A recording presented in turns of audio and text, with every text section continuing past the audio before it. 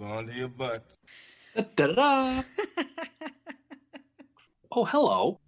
Welcome to episode 113 of the Civil War Breakfast Club podcast. As always, I'm joined by Mary, a woman who is hoping her birthday this week is celebrated by watching Oliver Otis Howard run full speed out of a cake. I am merely a beaten birthday pinata named Darren. Happy birthday, Mary. Happy birthday to you.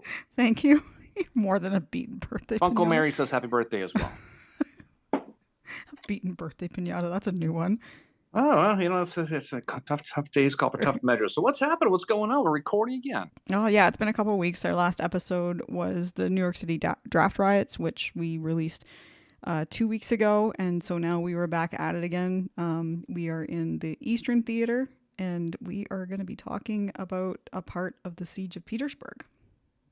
We are going to talk about that again. We talked a little bit about it at the beginning. We're going to kind of go back into it today. But since I am a gracious host, I will ask you primarily first. What on earth are you drinking tonight on this Friday night? Well, I am drinking Be Smooth by Wormtown Brewing, which is in Worcester, Mass. And I'm drinking it out of just a generic Civil War mug because I really don't have anything to do with the Battle of the Crater when it comes to mugs. So I just went with that. Just generic Civil War mug. Okay. Well, thanks for asking. Since you didn't ask, I'll tell you what I'm drinking. I am drinking similarly from Wormtown Brewery in Worcester. It's called Be Fearless. And I'm drinking it out of my USCT mug right here, which is going to be appropriate for this episode. But you can probably say they were fearless as well. Well, Ledley certainly wasn't feeling anything. That would be true. We'll definitely talk about him. But speaking of this, you know, of the Civil War battles that we've studied, you know, one of the most fascinating is the one that took place July 30th, 1864, near Petersburg, Virginia, which of course is the Battle of the Crater. Now, it's a fascinating study, and a lot of people study because just how brazen it was. Mm-hmm. You know, just think about it: digging a tunnel under the Confederate line and then filling it up with black powder and blowing it up. It's the stuff out of a fiction novel, or a cartoon, or Roadrunner or something. You know, the tunnel itself, and I'm sure we'll talk about this, is a feat of engineering. You know, that they did it. You know, these Pennsylvania miners dug this tunnel, but you know, there's a lot going on with this battle that is not just the battle. It's also it really is reflective of how the situation is in 1864 with the brutality of war, as well as with the fact that African Americans are now fighting. And that is a part of this battle too, and a part of the story of it. And we touched on it, obviously, in the New York City draft riots. We touched on how, you know, there is this, it's racially driven. There is stuff that is racially driven in this battle as well. That is part of the story of it too. And that's just part of the night. That's just part of the 1864. Now, draft riots were 1863, obviously, but obviously it carries into 1864 because the war is not over yet.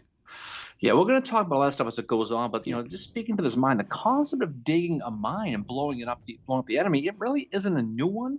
You know, it's not even the first one recently in the Civil War. We talked about Vicksburg a million years ago. We talked about, you know, the Third Louisiana Verdun there at the Battle of Vicksburg, you know, which was similar, but because it was not in the Eastern Theater, it probably wasn't as popular. Yep. But as to your point, as you take that deep dive into this one, this battle has a very dark and sinister side to it, and really it's really one of those tragic and sad fights that it's out a lot of the entire war. It's probably one of the most vicious. It really did nothing but cost thousands of lives, and at the end, U.S. Grant is going to describe this as a stupendous failure. That's what he's going to talk about in his memoirs. You know, we did a few episodes about the Overland campaign not too long ago. You know, we did Spotsylvania, we did Cold Harbor, but this brutal campaign of attrition that began in May of 1864, really, it's really, again, that it had that overpowering manpower used by the Union to help whittle away Robert E. Lee's numbers in the Army of Northern Virginia to end the war in the East. Mm-hmm. And we're not going to go into too deep detail about, you know, turn back time like you always like to do, right? If I could turn back time. Yeah, see, that's what happens when I say that. But this was in the final stages of the Overland campaign by June of 1864. You know, Grant had crossed that James River, and instead of attacking Richmond, he is going to go further south and attack Petersburg, which is the supply hub of Richmond, which is about 25 miles south of the rebel capital. Yep. Now, and did you know the Union sees it as the back door? Therefore, it is the Savannah. Oh, see, here we go. Anyway, but it's going to be known as the Richmond-Petersburg campaign, and eventually it's going to turn to the siege of Petersburg. But In June of 64, following the Battle of Cold Harbor here, Grant's going to cross that James River, like we said. He's going to swing around Richmond to Petersburg, and he's going to hope that if he seizes the city, he takes the supply chain out. He specifically suffocates the city, conquers the railroads. Hmm. That he's going to basically force the end of the war in the east. And remember, Petersburg is their main supply base at this point. It's a popular, it's a big railroad network. Hmm. It's got a population of around 18,000. Now, Grant knew if he controlled Petersburg, it's going to make it impossible to sustain Richmond. It's just not going Yeah. to happen. And we talk about Grant as changing philosophies of the Overland Campaign. And he's going to change his philosophy again here. Now, whereas during the Overland Campaign, Grant was specifically targeting Robert E. Lee and his army. And this time, Grant's goal is going to turn into a geographical one. Yep. And his goal is to take Petersburg, either starve Lee out and basically into submission, or lure him out into a fight. Is what he's going to do. And what's going to happen is it's going to kick off a handful of offensives by U.S. Grant. Now, real quick, the first one's going to be June 9th of 1864. I'm just going to set up where we're going with this, okay? This is involving Benjamin Butler, and he's going to attack the Petersburg entrenchments. It's going to be known as that Dimmock Line we talked about. And he's going to attack basically in concert with the 10th Corps by General Quincy Gilmore. And since most of Lee's forces were in Richmond at this point, Petersburg was basically guarded by the home guard. We're talking the young boys, the older men, those type of people. The problem with this early part was Gilmore, he waited too long. We see this all the time. He wanted to wait for cavalry support by a guy named August Kautz. Yeah. And before long, Lee's going to sniff this out, and he's going to reinforce that Dimmock Line with infantry under Pierre-Gustave Toutant Beauregard, and that attack's going to fail. And that's where that was, right? He's going to go. Now, Butler is going to lose his shit at Gilmore about this. He's going to lose it, and Gilmore's going to be quickly reassigned by Grant, and he's going to leave the dance floor. The second offensive comes about a week later, and this is on June 15th. And this time, Butler is going to have William Baldy Smith with him, and he's going to have 16,000 guys along with August Kautz cavalry still. And they're going to try to hit that same Dimmock Line again. Now, despite the city being vulnerable again to attack, for whatever reason, Baldy Smith is going to delay once again on the second day because he wants to wait until dawn. It's getting later in the day. So he wants to wait till dawn the next day. It seems to happen a lot in these campaigns. It does. So who comes bopping in but Winfield Scott Hancock in the Second Corps? Old Winnie boy, right? I can see him bopping in on his horse, too. He must have had an egg muffin on the way. He was there early. I was going to say, he probably stopped at the McDonald's. but he gets there, and he has no idea what the orders are. He has no clue, so he's going to defer to Baldy Smith's judgment. Okay, we're going to attack early in the dawn. And despite the fact that Beauregard, at this point, only got about 15,000 guys, and the Union has about 40 to 50,000, so they got a huge numerical advantage.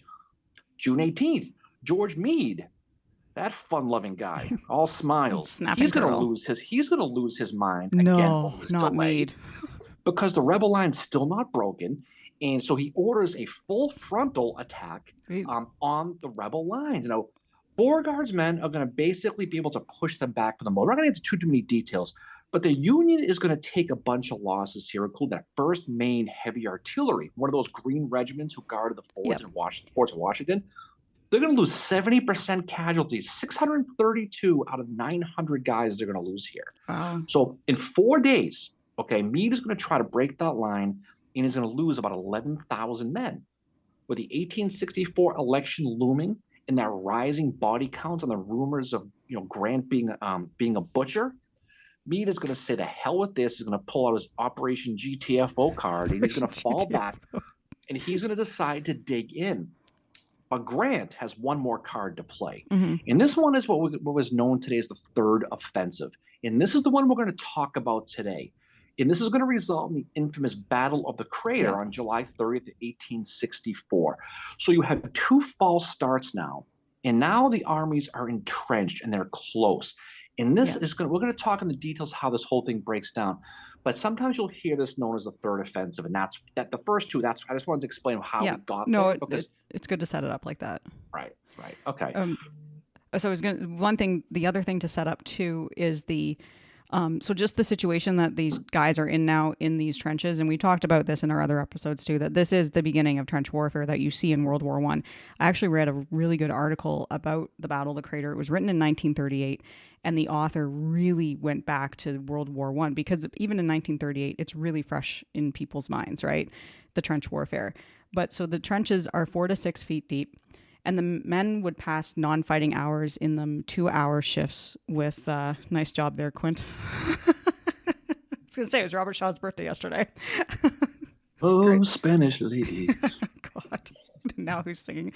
Anyway, so they would pass the non-fighting hours. They did 2-hour shifts in these trenches, and then but there was also obstacles near the trenches. So like you have logs from which wooden spikes protruded. You had abatis, which were tree clusters, kind of like all wired together, and then you had sharpened logs embedded in the soil, and the sharp end would face the enemy. So they're heavily fortified as well. And the trenches, it varied how far apart they were. Some were just 100 yards between them, and then there was you had the no man's land, and others were 600 yards apart. And the close trenches would be subjected to daily onslaughts from sharpshooters and snipers. So, just like in World War One, you poke your head up over the top, you risk being shot by somebody. So it's still like, even though there's not any big battles going on, there's still kind of this like back and forth between the two sides. And that's the situation that these guys are in as we go into the Battle of the Crater. Oh, and not to mention the weather, which is always a factor in these Civil War battles. It has especially figured in to what we've been talking about with like Spotsylvania and Cold Harbor and all that. But the weather, the temperature on average is about 100 degrees this time of year. During this 1864 summer is brutally hot. It's a full gold bond powder situation, gentlemen. This weather in this day, it's 100 degrees. It's humid. The overall plan is going to remain the same. You're going to break that rebel line, seize Petersburg, and Grant is going to basically formulate kind of a plan. Now, here's the thing: when you read this plan of the Third Offensive, is what happened in real time is kind of different than what Grant talks about. And there's definitely a Monday morning quarterback situation with this. Well, we'll talk about this, but the prime attack in the Third Offensive was known is at a place called Deep Bottom. Now, this is July 27th now, and it's north of the James River, but it fizzled. Now, Grant would later say that south of the James River was the actual primary attack, which is amazing because it's not really the case. The battle that's south of the James was kind of the B-side with this, or the secondary attack. But when you read the memoirs later, Grant says, "Well, actually, it wasn't." But it just doesn't jive. But people, sometimes you'll hear about Deep Bottom being the secondary attack, and it just doesn't really hold water when you really study it. No. But Grant says it, so that's what later on he says that. But whatever. But after that failed second offensive, both armies, to your point, they're entrenched. And Ambrose Burnside, the commander of the Ninth Corps, okay, we got old Burnside back again. He needs a redemption badly after Fredericksburg. He does, and he almost gets it. Almost. He had his army set up at a place called Fort Morton, which is east of the Norfolk and Petersburg Railroad, near a place called the Taylor House, also known as Spring Garden Plantation. And it's south of the James River. Now, this Fort Morton's got 14 guns. It's pretty entrenched. And Burnside's going to have about 8,500 guys divided into 4 divisions under James Ledlie, Robert Potter, Orlando Wilcox, and Edward Ferrero. Mm-hmm. Now, one of the 4, only Ferrero's division, they were made up of 2 brigades of USCT troops, United States Colored Troops. And they really hadn't seen the action in the first 2 offensives. As a matter of fact, they hadn't really seen any action at all. This was not the 54th Mass. These were green troops. They were relatively new. Now, facing them, in some cases, like you said, less than 200 yards away, there's going to be a mile-long Confederate line of Bushrod Johnson's division of Richard Anderson's Good corps. Old Bushrod. And they're going to run north to south. It was Colonel J. Archibald Gracie's Alabama Brigade that's going to be in the north, and Stephen Elliott's South Carolinians right in the middle. And in the south is going to be J. Thomas Good's Virginians. And so it's going to be a pretty strong line. Now, Elliott's brigade is in the middle, and that's going to be the strong point. But they're going to have, because of the undulations and the way the land is, it's going to create a salient. And you'll see this referred to as Elliott's salient. Sometimes you'll see it referred to as Pegram salient. Yeah. And despite that, that was the strong point on the Confederate line. It was. Between the Union and Confederate lines, there was a large bluff near a creek called Poor Creek. The soldiers called it Pooh Creek, is what they God. called it. Ugh. And but the terrain for the most part was really good ground because that bluff, that rise, whatever you want to call it, it really masked the Union troops from the Mhm. Confederate line. Even though they were really, really close, you really couldn't see. It created a natural launching platform if they wanted to attack. So in late June of 1864, while Grant's formulating this plan to attack north of the James at Deep Bottom, many of the Federals in Burnside's corps are pretty much hanging out, maybe doing some whittling, Yeah. maybe a little twister. We don't know what they're doing, Twister. but they're entrenched and they're looking for something to do, Yeah. just to kill the monotony of waiting for something to happen.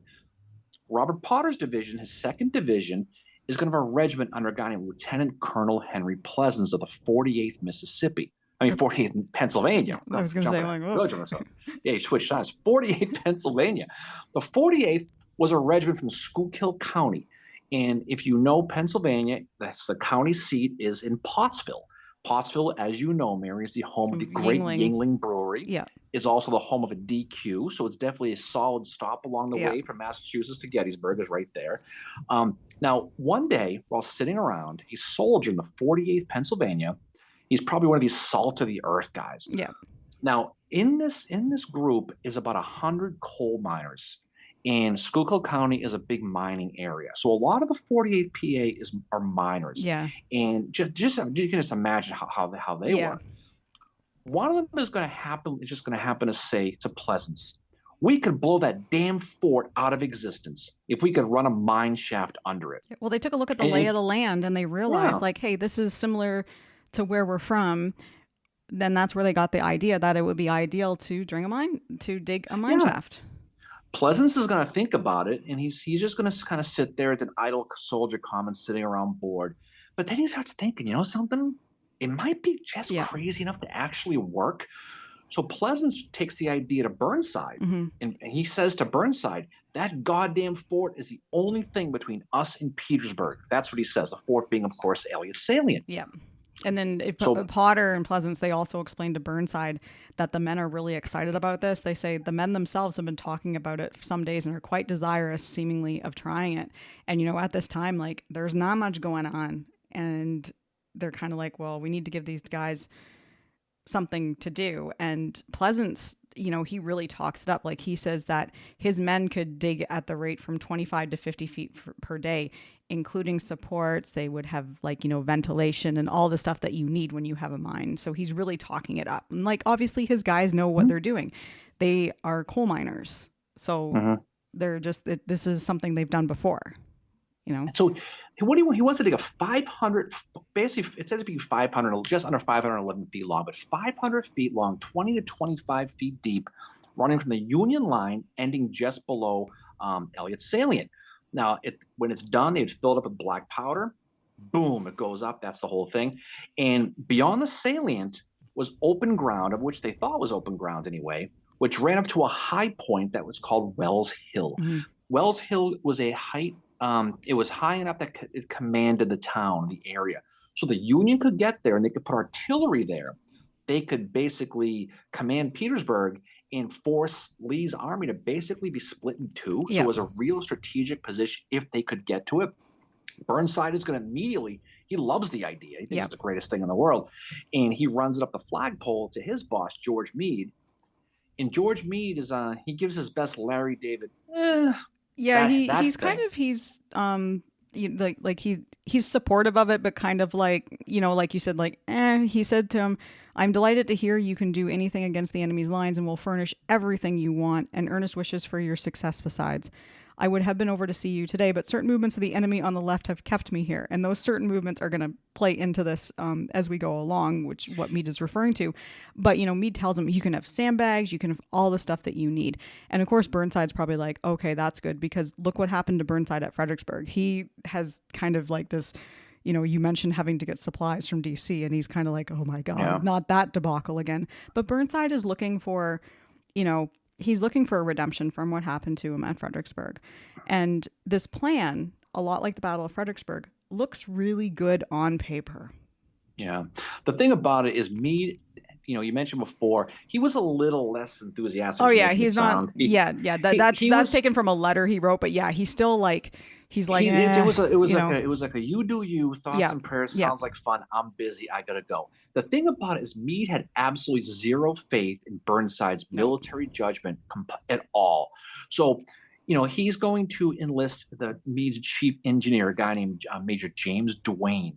And he called the idea a claptrap and nonsense. And he felt it was his concern was he thought it was impossible to dig a mine that long without it being properly ventilated.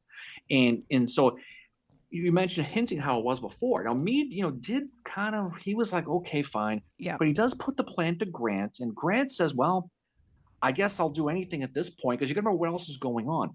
Jubal Early is running wild in the valley. He's Yeah. about to go in towards Washington. Maryland, so all these things are going on. He just sent his Sixth Corps out, or he's about to go deal with Early. So he knows that he's losing men. He knows he has to break this line. So he says, you know what? Screw it. Go ahead and do it.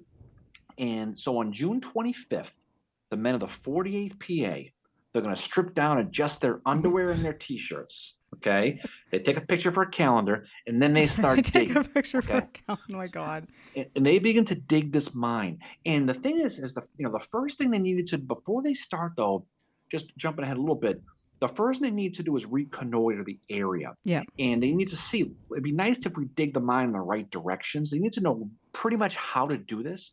The problem was they're so close to the Confederate line, they really can't walk out there and take a peek with a surveying glass because they're going to get shot.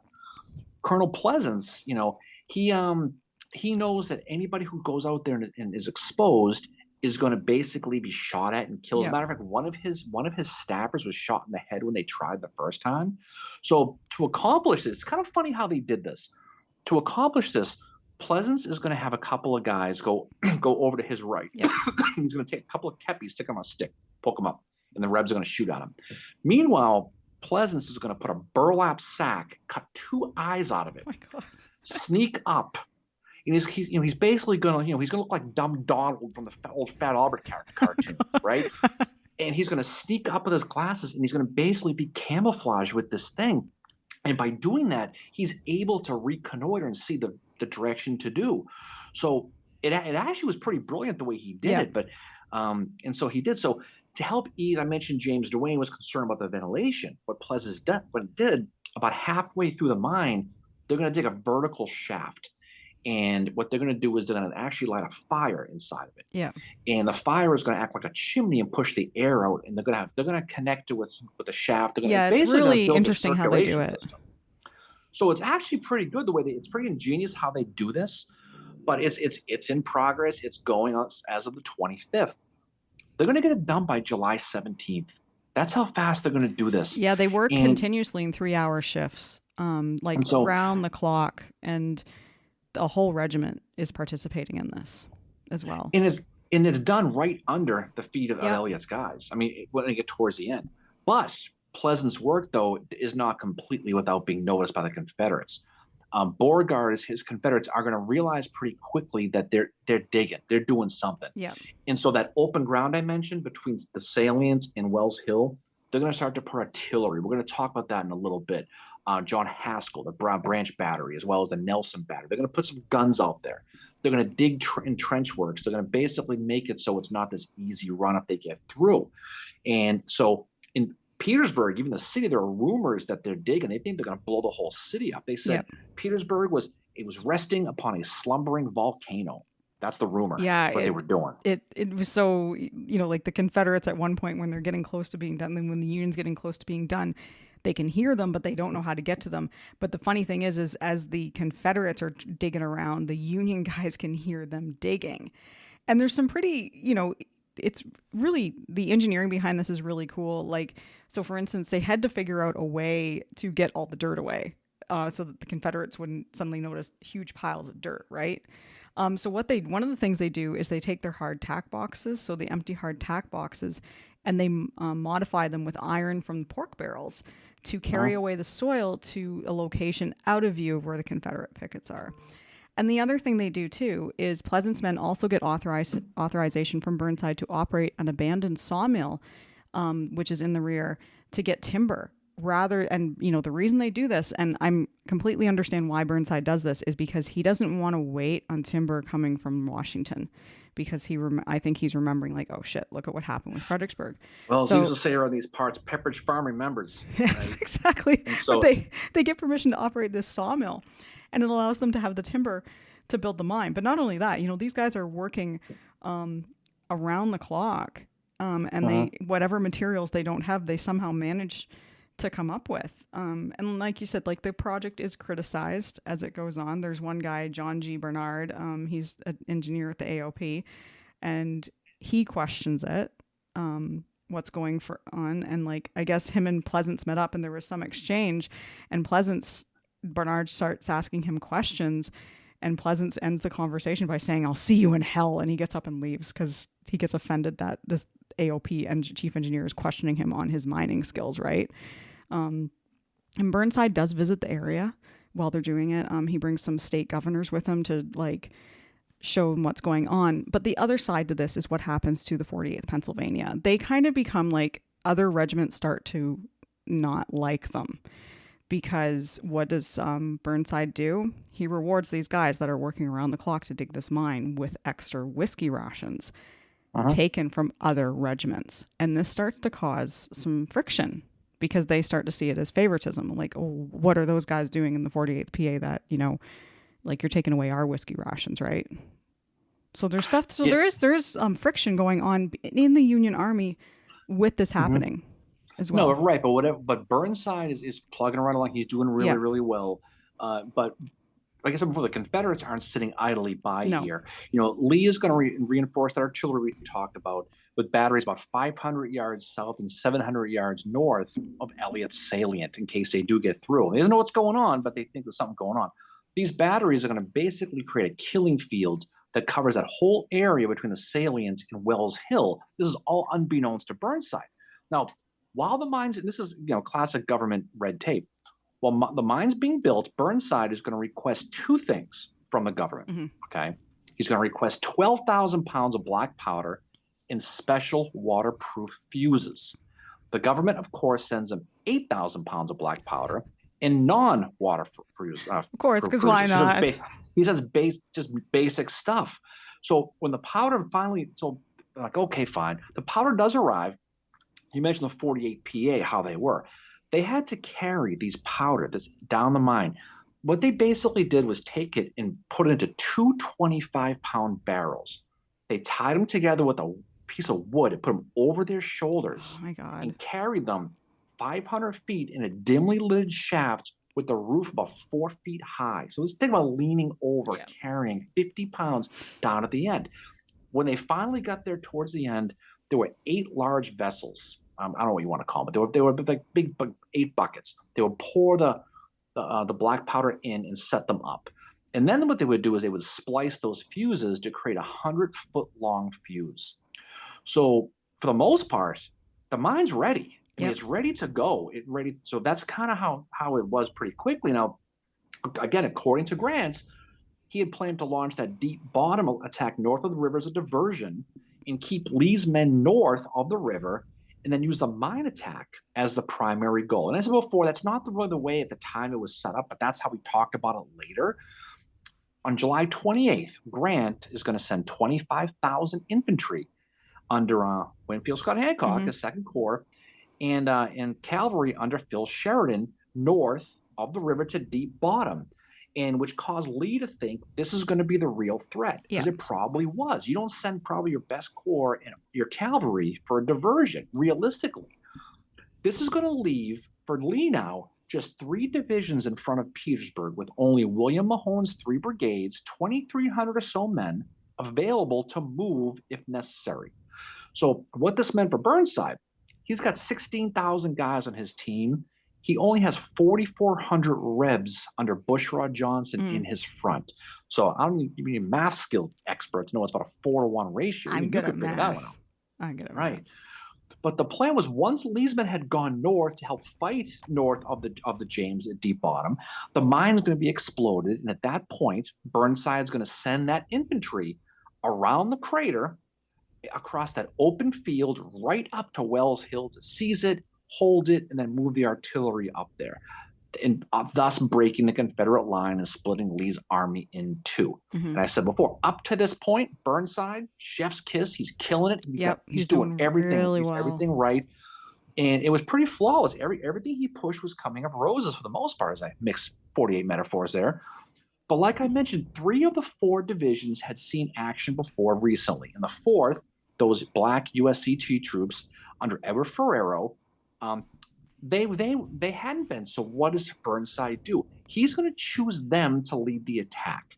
He's going to, in his mind, they're fresher. Yep. The other guys have been fighting, about a month or so. I'm going to send these guys. And this is where Burnside's plan falls off the trail here, right? Yeah. So the first issue we mentioned before is these black troops were green. And we've said before, as Kermit has once said, it's not easy being green. Yeah. We've talked about it many, many times. These brigades are under Joshua Siegfried and Henry Goddard Thomas, and they had never really seen combat before. Again, these guys were green.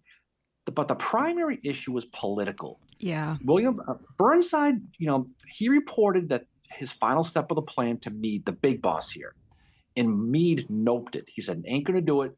He doesn't want to send black troops in first because he felt that for the most part, whoever went in first was going to be hit pretty hard. Yeah. And they did not want the perception to be sent in the North that they were using the black troops as cannon fodder, and then the white guys were going to come in afterwards.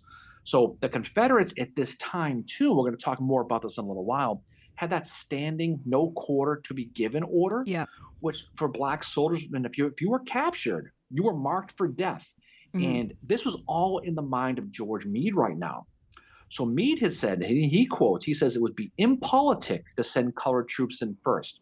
So despite the fact that they were fresh, and not banged up from previous battles. And they'd also been training too for this. He's going to tell Burnside, go back to the drawing board, and he's going to say, these aren't the droids you're looking for. Find someone else. Mm-hmm. Pick one of the other 3 we talked about. And of course, Burnside's going to Burnside here. This is when he's going to really screw up. All the good things he'd done up to that point, he's going to piss away. So we said before, he has 3 divisions now to choose from. 2 of which are going to be extremely competent and experienced generals in Robert Potter and Orlando Wilcox. The 3rd guy was a guy named James Ledlie. Mm-hmm. This is a man that General Grant, he said, besides being otherwise inefficient, proved also to possess disqualification less common among soldiers. Yep. Translation, this guy sucks. That's what he's basically saying. And he's only in where he is as a commander of the 1st Division because the original 1st Division commander got killed. I think it was at Spotsylvania. Yeah. So that's and what's mind-numbing about this is instead of sitting back and weighing the resumes, deciding, okay, how am I going to do this? He literally puts it up to fate. And the most important battle of the Petersburg campaign at that point is going to be led by a general who is going to be decided completely by a luck of the draw. So it's fate. So what they would do is they literally picked straws. The shortest straw goes first. The shortest straw naturally was pulled by James Ledlie. Of course it was. So he's going to be given the responsibility of formulating this attack. Now, real quick, James Ledlie is born April 14th, 1832 in Utica, New York. He was not a West Pointer. He allegedly attended Union College. And the reason why I say allegedly, he said he did. Union College has no record of him ever going. It's not known. No, it's kind of like University of Toronto. What? No one knows, But when the Civil War started, Ledlie will be appointed major of the 19th New York and eventually be named colonel. Now, the 19th is going to be changed to the 3rd New York Heavy Artillery. He's going to be guarding forts for a while. He's going to end up later guarding the North Carolina. He's going to go to North Carolina, basically manning the defenses on the Department of Carolina and Virginia. Now, when Grant's Overland campaign started in May of 1864, Ledlie got a brigade, and you just mentioned this before, in the 9th Corps under Burnside after Thomas Stevenson, a good Massachusetts man, was shot and killed at Spotsylvania. So Ledlie's now put in charge of a division now, and he was a trained civil engineer, had very little combat experience. He had the reputation of being a coward, a drunk, a Bills fan, completely incompetent. He had the whole upstate New York thing going for. Now, so he had less than 24 hours to plan this attack. And this is the guy that they picked, the worst guy in the worst amount of time to do this. Yeah. And Grant, Ledlie had two brigades, and we'll talk about these. William Bartlett, the 21st, 29th, 56th, and 57th, and 59th Massachusetts, as well as the 100th Pennsylvania. The other was under the guy's command of Elijah Marshall, 3rd Maryland, 14th, 179th New York, as well as the 2nd Pennsylvania Heavy Artillery. And Ledlie knew, here's the thing, Ledlie knew that Burnside wanted the men to rush past the crater after it exploded and take the high ground and take that. So they kind of knew roughly what they were going to do. For whatever reason, bad communication, who the hell knows, Ledlie is going to tell those brigade commanders, Bartlett and Marshall I talked about, that once you get to the crater, stop. Yeah. Just stop and just hang out there. So either he didn't understand the orders or ignored the orders. Either way, it's a recipe for friggin' disaster right before it starts, right? Yeah. It's not like, I mean, like we said, the plan looks great on paper. They have trained the USCT troops for it, but then Meade comes along and says we can't do this, and it's mainly politics that he thinks it's going to look bad. He gets it in his head, as you said, that it's going to look bad. But then you have a guy that does not have a good track record, and he draws the short straw. I had memories of that was how when my cousins and I, if we had chores to do, there was ones we hated, and whoever drew the short straw had to do the chore, and I was always the Ledlie who had to do the stupid chore. I mean, who knows how it would have gone forward if Potter or Wilcox got the gig. Or if Stevenson hadn't been killed, right? That's the other thing, too. Right, if you go all the way back. But July 30th, 1864, the plan is ready to go. The mine is going to be detonated at 3:30 in the morning. The troops lined up right behind Poor Creek where the bluff is, and they waited for the explosion. The explosion was their signal to move forward and go. Okay.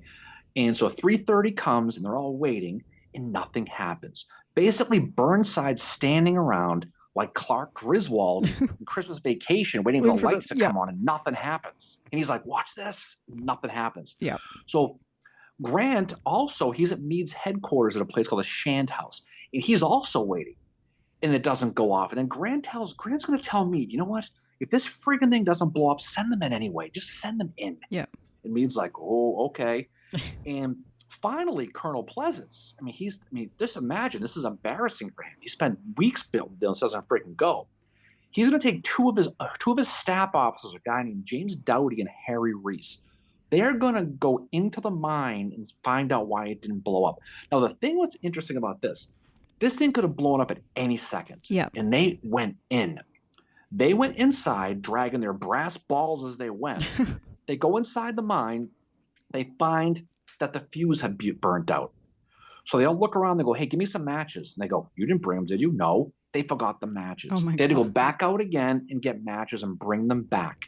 And finally, they relit the fuse, and they ran like hell to get out of there. So at 4:44 in the morning, boom, it explodes. To this date, it's still one of the largest explosions ever on U.S. soil. Yeah. And it blows the hell up. And it goes. It's as advertised. Yeah, it wakes Beauregard up.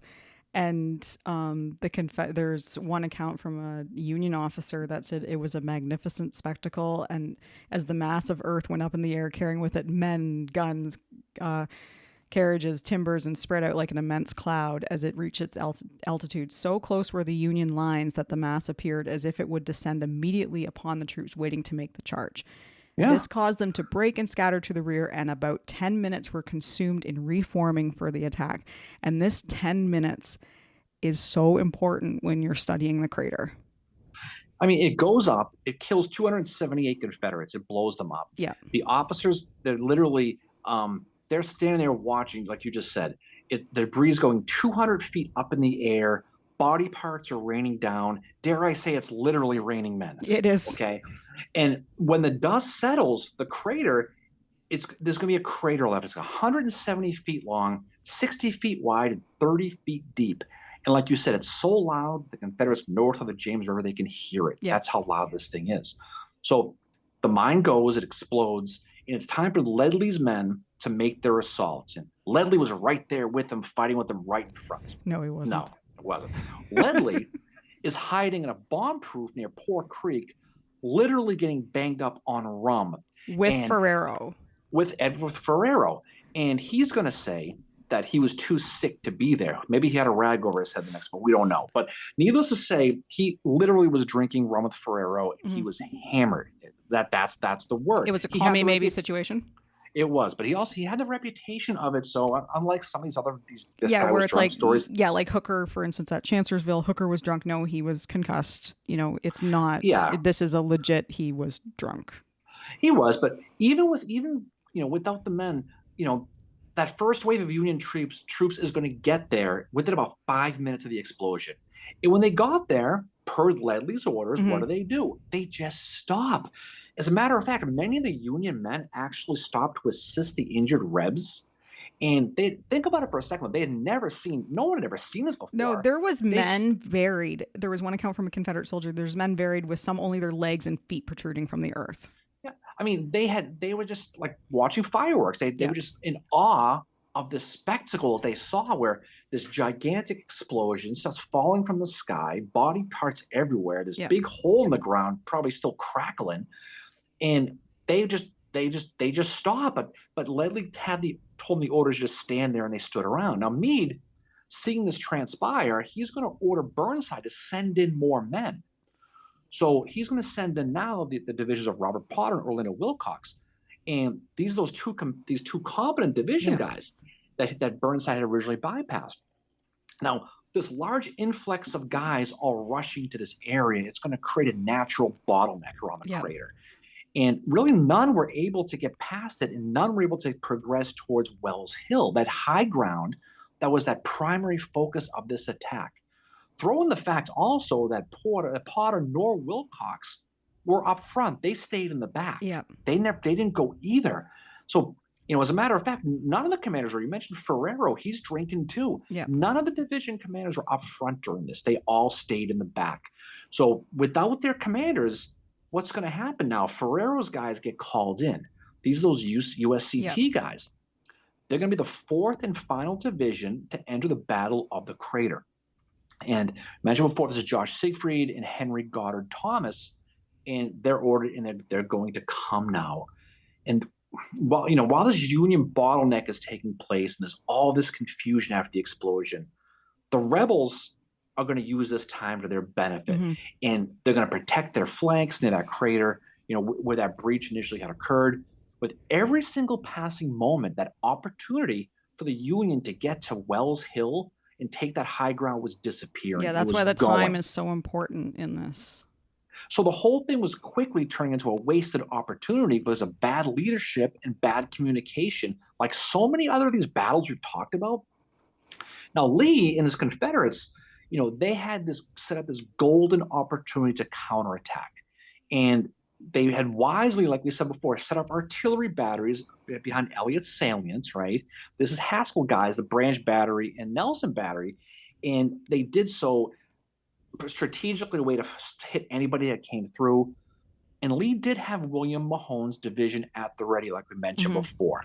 So Lee is going to go to the bullpen here. Now, this is where Lee is going to be Lee. He's going to completely bypass chain of command. Corps Commander A.P. Hill doesn't even talk to him. Doesn't talk to Richard Anderson. He gives the orders directly to Mahone, kind of the way he did with McLaws at Gettysburg. And Lee's gonna go right specifically to Mahone and tell him, to give him orders, take your brigades and attack that ground and regain that ground that we lost in this crater. Just friggin' do it. Go. Yeah. Mahone had 3 brigades. The first was his old brigade, his Virginians, under the command of David Weisiger. The second was under the command of John C.C. Sanders, Alabamans. And the third was Ambrose Wright's old George Brigade, which is now commanded by Matthew Hall. Now, Mahone first moves Hall's Georgians and Weisiger's Virginians on a 2-mile fun run through the woods to get down this Jerusalem Plank Road, which is going to be just west of the crater, and it's going to be hidden by a ravine. Yeah. And topography is important. There's two ravines that are important here. The Virginians were now led by were in the lead, followed by Hall's Georgians, and they were in position now on that second ravine, just 300 yards away from the crater. And the Union guys don't know they're there, but the way the topography is hidden is set up. They're properly hidden in a perfect spot. Some of the men talked about seeing some of the injured Confederates coming back. They were talking about it. But Mahone's orders were basically loud and clear what he knew he had Yeah. to do. They knew they had to save the rebels' ass here. They knew they had less men, and they knew they had to stop the Union from moving forward. They knew Wells Hill was there. They knew they had to keep them from there. Now, Mahone, there's stories of him running up and down the line, giving these deep and passionate speeches that Herb Brooks would have been impressed by. Yeah. Just firing up his guys. He's an interesting figure too. He's known for like profanity quite a bit. In the town he grew up in, he had a reputation for gambling and a prolific use of tobacco and profanity. Another interesting, I don't know if I want to say fact about him, I guess it is that it is his soldiers who accidentally wound Longstreet in the Battle of the Wilderness. But I see why Lee has gone to him, because he is this, like, he's a hard fighter, and he's also just, he's a pro secessionist. He's a fire eater. He's been in a lot of battles. Personal life, he and his wife have 13 children. Unfortunately, only 3 survived to adulthood. He only stands about 5'6" tall, and he weighs about 100 pounds. And so he's not a very big guy. His soldiers said of him, he was every inch a soldier, though there were not many inches of him. But he's well respected by his men. And as you said, he's running around giving this impassioned speech, probably swearing quite a bit during it. But he is the one, I think Lee's chosen him for a reason. And it's because he's this hard-fighting soldier, and Lee needs a hard-fighting soldier in this situation. One guy who's happy to see them is going to be Major John Haskell, the artillery guy. He has those 2 artillery battalions under Frank Huger, and he talked about how happy he was to see the infantry supporting them. Mahone's men weren't stupid, though. They knew that that Lee had his pants pulled down here, and they were severely outnumbered, and it was up to them to hold back the Union line. One of those injured Rebs who was stumbling back from the crater, he yelled as he went by, "Boys, you have hot work ahead." That's what he told them. Yeah. And it's right about this time I mentioned before, Ferrero's guys are going in. It's right around this time that word begins to trickle through the Confederate lines that the Union troops in their front are black. And it's going to add kind of a sad level of motivation here, which is really going to get out of control. Yeah. And the men got more and more excited when they heard about this. One rebel soldier wrote about when they found out that there was black troops they'd be fighting. "I never felt more like fighting in my life. Our comrades have been slaughtered in the most inhumane and brutal manner, and black slaves were trampling over their mangled and bleeding forms. Revenge fired every heart with a Herculean task of blood." Yeah. Now, there are going to be ultimately 2 rebel counterattacks at the Battle of the Crater, okay? And we'll talk more about some of these stories with these USCT guys. But the first attack is going to be led by 800 men in Weizsäcker and Hall's regiments, who are hiding in that second ravine I mentioned, just 300 yards away from the crater. 9 o'clock in the morning, Mahone is going to order this first counterattack on this Union position. Now, when they charged, they were able to gain a little bit of the area, pretty much just north of the crater. They were able to stable that, but they weren't able to hit the crater themselves. The attack became completely disorganized. It was in piecemeal. The Virginians attacked first, and the Georgians did. The whole thing fell apart. So by 11 o'clock in the morning, the battlefield's quiet again, and the Feds still have the crater, but Mahone's guys, they have ground north of it. Mahone knows he needs more men because he just knows his guys are pinned down. So he's going to recall his final brigade of Alabamians. This is 650 men under Colonel John C. Sanders. Now, he commanded the great Cadmus Wilcox's brigade, okay? And needless to say, Mary, Colonel Sanders was not a chicken, okay? We'll leave it at that. Just before Sanders ordered this attack, He noticed that General Lee and Beauregard, they were on the field and they were nearby at the home of a family called the Gee family, Yeah. and they're watching the attack. There's something like popcorn going, but they're sitting there watching. Sanders is going to point out Lee to his Alabamans and is going to say, "Men, we need you to make this attack and capture the position. If we fail, General Lee has promised to come out personally and lead us on the second attempt. Will you fail?" And of course, no, no, Yeah. no, we're not going to fail. The men knew that there's no way that the great Robert E. Lee could risk his life and lead this attack. So they knew it was a brilliant speech by Sanders.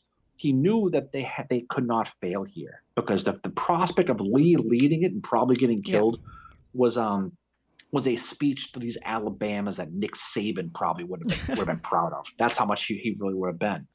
So he's joined by the remnants of Weizsäcker and Hall's men. Saunders is going to lead a total of about 1,100 guys here to prepare for the second assault, the second counterattack at the Battle of the Crater. This is going to be around 2 p.m. This is going to start now. The second assault is going to begin. Sanders' men are going to go in and they're going to charge that crater. And when they get there, it's going to lead to probably the ugliest hand-to-hand fighting in the entire Civil War. Now, we've used that phrase quite a bit. We talked about Spotsylvania. We've talked about all these different battles. This is 45 minutes of pure rage driven by racial hate that was never seen in any other battle before that took place at this crater. Yeah. And this rebel fuel was fueled by revenge aimed directly at these USCT troops in this crater. Now, the thing about it was, many of these black soldiers, they were massacred when they tried to surrender and they were shot down. It's the worst racial massacre in the entire Civil War battlefield by far. And some of them are saying, "Remember Fort Pillow." Right. And that had just happened on April 12th, 1864. So it's fresh in their minds. One Confederate soldier wrote that seeing the African Americans fighting, said, "It had the same effect upon our men that a red flag had upon a mad bull." So this is very racially fueled for them. They are not happy to see these African Americans in arms. And, I read an article that said this is because of the memory of slave rebellions. And there was a lot of that. There's a lot of stuff going on in this battle that is not just, fighting, military stuff. It's a lot of just the time, the Civil War, and what's happening with it, and how much race is involved in it as well. I mean, this battle was like ringing a dinner bell. I mean, you had remnants of Elliott's divisions, some of John Ransom's North Carolina's jumping pig piles on this. They were yelling, "Spare the white men, kill the N-words," as they were fighting. Major Matthew Love of the 25th North Carolina, one of those guys in Ransom's brigade, he's going to write, "Such slaughter I have never witnessed on a battlefield anywhere. Their men were principally Negroes, and we shot them down until we got near enough to run them through with the bayonet." Major Haskell, the artillery guy we talked about, he was happy to see Mahone's men, like I said before. He wrote, "Our men were always made wild by having Negroes sent against them. Nothing in the war could have exceeded the horrors that followed. No quarter was given, and for what seemed like a long time, fearful butchery was carried on. Some of the officers told them to stop killing, but the men kept doing it." Yeah, I think even Mahone stepped in and said, "We need to stop this." One soldier from the 48th Georgia, he wrote, "Our men killed them with the bayonets and the butts of their guns and every other way until they were lying 8 or 10 deep on top of one another, and the blood almost a quarter deep." Because some of the white Union soldiers, they were being butchered too because they were basically with the blacks. They actually turned on the blacks who were shooting down their own men at this point because they believed they were being targeted because they were associating with these black soldiers. One Union soldier, he wrote, "I was not about to be taken prisoner amongst them N-words, and white Federals joined in killing the black soldiers." So it turned into an overall race attack with you had Northern soldiers, and you don't hear that reported a lot.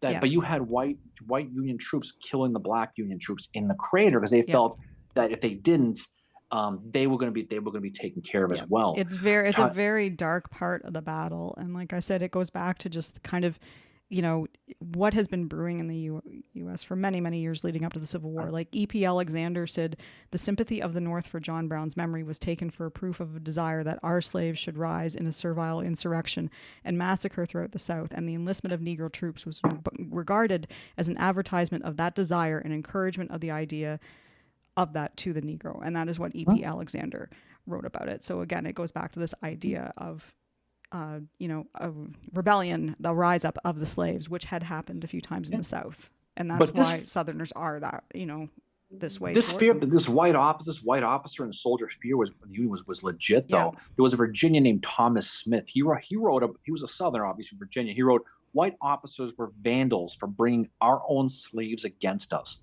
Surely there will be a day of retribution in justice for such vandalism." So this is how they knew that they were being targeted as well. These stories go on and on. Yeah. Another North Carolinian in Ransom's brigade, he said about the severity of this killing, "It was understood amongst us that we take no Negro prisoners. It is death anyway if we hold of them, and we have no quarters for the Negro." Jefferson Davis's policy was to offer no quarters, and so men like Captain Pegram said of these killings, it's just a matter of policy. We're just doing our jobs. Yeah, they would be the African Americans were thinking they were being taken prisoner, and they were taken to the back and shot. And apparently, a lot of casualties occurred that way too. It is a very dark, sad part of this battle, and it doesn't get talked about a lot with it. It's just all the military stuff, just how horrific it was. But this is a huge part of the Civil War, right? Especially in 1864. But just to be fair here, not every single one of these Confederates was wild. Exactly. Mahone is one of the ones that steps in and says, like, "Oh my God, we need to stop this. They're not all this way." No, Private Noble Brooks, you mentioned the 48th Georgians in Hall's brigade. He writes, "Oh, the depravity of the human heart that would cause men to cry out no quarters in battle. It was heart-sickening." So, but most took pride in describing their adherence to this Confederate policy of no quarters. They read most of the articles. It was soldiers. This is what I did. This is what we were told to do. Some black soldiers were allowed to surrender along with some white soldiers. They were taken into the city of Petersburg and humiliated by marching up and down in front of those 18,000 citizens. That's thanks to A.P. Hill. Right. And you know what he did? He put the blacks and the whites together to show them what integration would look like. And this is what we're fighting. So this is what's going on with this. Back at the crater, it's a complete and utter rout. The Union dead bodies are piled up in some places 8 bodies deep at this thing, right? David Holt, 16th Mississippi, of the site, he wrote, "The most horrible sight that even old veterans had seen, exceeding the carnage of Spotsylvania's bloody angle." So many of the guys said this is the worst they'd ever seen. Many of the bodies of the killed were mutilated, most of the black ones. They were spread throughout the crater everywhere. So by 3 p.m., the battle's basically over for the most part. The Rebs had regained almost all the ground they'd lost, and they had reinforced those trenches behind the crater now. Mm-hmm. So now they have the crater as a strong defense too. So they because of the crater and the trenches behind them, they have a really strong defensive point now. After and this whole thing was a complete mess. After the battle, U.S. Grant called it one of the saddest affairs of the entire war. Yeah, and when you look at this, it's a hammer and nail type situation. The Union troops, when it was all said and done, had 3,800 casualties. Yeah. The Rebs took about 2,300 as well. Yeah. But when you add the losses at Deep Bottom, Grant lost about 4,000 men here. Yeah. In this 3 or 4 day period. And this goes back to the time when the media is calling him Grant the Butcher. Yeah. And you can see, I guess, if you're reading that in the papers, like all these numbers are adding up. And news, obviously. I mean, it's not as many numbers, but similar things are happening to Sherman in the Western Theater as well. He's losing a lot of men as well, but because of the proximity to the Eastern Theater, to the newspapers in New York and DC, word is getting out a lot quicker about how many men Grant is losing. But Ledlie lost about 18% of his men. Ferrero's Black Division lost 31%, mostly killed because they weren't allowed to surrender. It's funny, after the battle, Burnside is going to kind of ask the Rebs for a temporary truce to gather the dead and get the injured. And remember back we did Cold Harbor, there was no such. If you wanted a truce, it'd be a formal truce, and you weren't too quick to sign up for one of those because it was admitting defeat, and so went back and forth. Meade refused because he's Meade to Yep. make a formal 'Cause he's request Meade. to leave because he didn't want to admit he lost that battle. Yep. So naturally, this informal request was rejected by Lee, and he's saying it had to be a formal truce. Now you mentioned the weather; it's 100+ degrees. Yep. So Meade finally acquiesced and said, "Okay, fine, we'll do a formal retreat." And he writes it up. He gives it to Lee. Lee Yep. looks at it and goes, "I can't accept this. Beauregard's in charge of that part of the field. Go Yep. find Beauregard and surrender to him." Which that's what he does. Yep. So it finally gets. So Beauregard gets it now. Now he didn't. This is basically the end of the day on the end of the 31st of July, right? Yeah. It's Beauregard gets it and look, he reads and goes, "Okay, but it's kind of late in the day, so let's wait till tomorrow." And Let's the ju- men and so- don't have water, and it's Right, hot and- out. These guys are out there, and now it's August 1st. So finally, the injured and mostly dead on the 1st, they go out there to go get them. Yeah. Now, these bodies been lying 100 degrees in the sun for a while. The heat destroyed many of the dead bodies, and the men who went out to get them talked about having to use shovels to Yeah. carry them because the bodies are basically falling apart. They talked about they had to take breaks from digging with the shovel because maggots got so high in their arms they had to stop and brush them off. Gosh. Yeah. That's how miserable this whole thing Yeah. was. They talk about the smell being completely intolerable. They just couldn't deal with it. And so it ends up being something that ended up being a really, really ugly situation. And the fallback politically from this ended up being huge too. Yeah, there is. So the Joint Committee Conduct of War gets together. They have to have kind of an inquest into this. And it's actually, I think Meade is one of the ones that says, yeah, we should do this. The person behind the inquest is none other than Winfield Scott Hancock. He is Yeah. the one that writes up, what happens. And if you want to know what he says, there's a really good book written by Andrew Humphreys, who was part of the Army of the Potomac. He wrote a book called The Virginia Campaign of 1864, 1865. It is in Appendix K, and it has everything that Hancock said, like just what was brought down after this investigation into what happened. And basically everybody was blamed. Ledlie, Burnside, Ferrero. They're not following orders. Ledlie specific and Ferrero were both called out for not being on the field. And Yeah, the and- language towards Ledlie is such that you can see the undertone is like Hancock knew he was getting banged up in that bomb-proof that he and Ferrero were in. But it is not a good look for the Union at all. That this No, and they- the other thing too, Burnside is gone after this. Yeah, Burnside gets dumped. Ledlie gets dumped for the most part. Ledlie's going to return to civil life. He's going to return to that career as an engineer. He's going to work for the Union Pacific Railroad. He's only going to live to age 50. He's going to die. Yeah, he dies quite in young. 1882. And it's, the one who was, you mentioned before, that was officially blamed, that got the scarlet letter, was Ambrose Burnside. Yeah. And but in 1865, before, he was exonerated from the Battle of the Crater, and blame for it fell on guess who? George Meade. Yeah. He's the one who took it because they said that the way he tinkered with the divisions to attack the battle screwed the whole battle up. So Meade ended up being the one who took a big hit for this. Yeah. They decided that Meade his demand to not allow black troops to lead the attack, and changing those plans so late, ultimately at that last minute, is why it failed. So there you go. That's kind of what they said. Burnside, you mentioned him. He will be involved in Rhode Island in national politics before dying of a heart attack in 1881. So he's not going to live too much longer either. But it's a real bad luck for the Union. And because they couldn't break through and get to Wells Hill and split that army, it's going to lead to that 10-month siege of Petersburg that's just going to go and go and go. And when you look at the first offensive, it failed because of communication. Second offensive failed because of communication. This one fell apart because of communication. And you think about this, we talk, people talk about tactics and logistics and communications and orders. But the Battle of the Crater, like so many of these other battles, they really, you can't focus on the logistics and the communications. You have to focus on what the big picture is with this, which is Yeah. human pain and suffering and men dying because of bad orders and bad decisions by generals. And that's what people who study the crater need to come away with this, is that because of this whole fiasco of how it was, it ends up being one of the more disgusting and most vicious fights in Yeah. the entire war.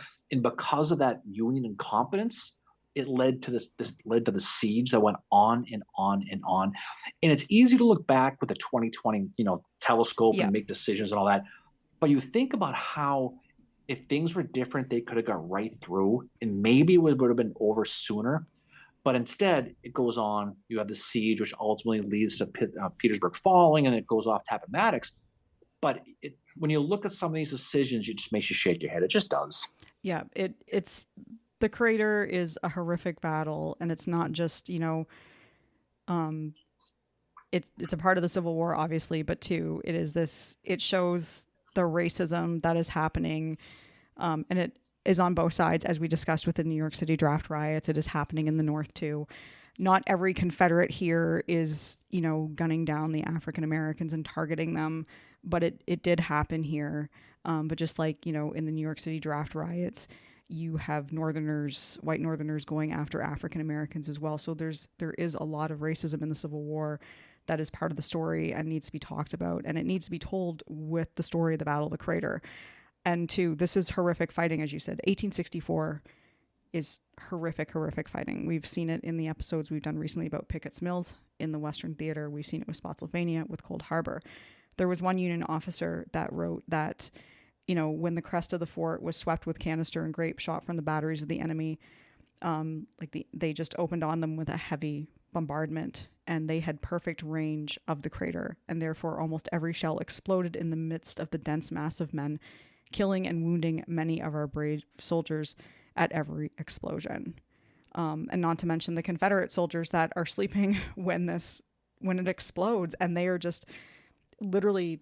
There's one guy that is shot out of his bed. Basically, he woke up midair, apparently, and there was one Confederate soldier that wrote about it. He said they found him, and he was a second lieutenant.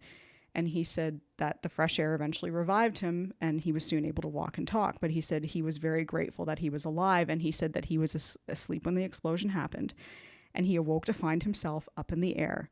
And then a few seconds afterwards, he fell to the ground and he lost consciousness. So Yeah. it's this horrific battle on both sides. But again, there's the race aspect of this too, with these, USCT troops being involved. And the one article I read, written in 1938, specifically mentions that the African American casualties at this battle are extremely high. They were 31% right Yeah. there. You can visit the crater today. It's still there for the most part. You can see the indentation. You can still see the entrance of the mine. You can see how it weaves its way through. You can see the dips. After the battle, for the most part, it kind of was owned by private property, and they actually gave tours. You can go down the Mm-hmm. mine shaft and you can go visit the tours. It was all lit up. You could buy a ticket. There was stories that the owners were selling human skulls, ashtrays that were found there. The That you could buy in hell? a gift shop. Apparently, maybe they took that Visa, MasterCard too. But eventually, the Park Service has it. But you can still go there and you can see it. You can still see the explosion where it went through. It's not, obviously it's grown over. It's a little bit different Yeah. now, but it's quite a place to see. It really is, and it's kind of it's a fascinating place to check out. But at the same time, you see it and you realize how many people died there, both in the Confederates, the initial explosion, and in the battle, but also the Union guys, both black and white, who fought there. So Yeah. I think it's a good place to drop this up It here. I is. think if you Yep. can leave it at this, but it's definitely one that's a very interesting battle. But it's got a real ugly side. As sexy as blowing up stuff and running through, it's as cool as that Yeah. sounds. It's a really dark era Yeah. of battle fighting. So Yeah. anyway, what's coming up Specifically, for us so next? I was going to say specifically, obviously the African Americans involved in this battle, which, as we also discussed with our New York City draft riots episode, just that is happening too in the Civil War, and it's something that needs to be talked about. So next for us, we need to sit down and talk about that.